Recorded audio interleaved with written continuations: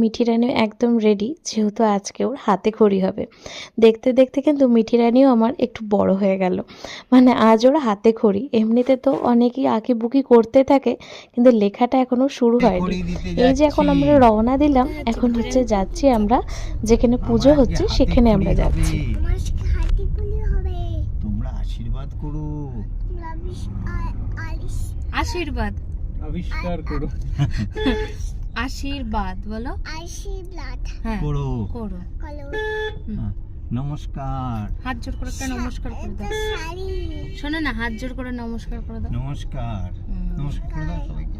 চলো, আমরা চলে এসেছি, আর এসে দেখছি প্রথম রাউন্ডের কিন্তু পুষ্পাঞ্জলি চলছে, আর আমরা হচ্ছে সেকেন্ড রাউন্ডে। অ্যাকচুয়ালি ছোট বাচ্চা মেয়ে, তারপরে তাকে সাজিয়ে গুজিয়ে রেডি করে আস্তে আস্তে আমাদের একটু সময় লেগে গেছিলো।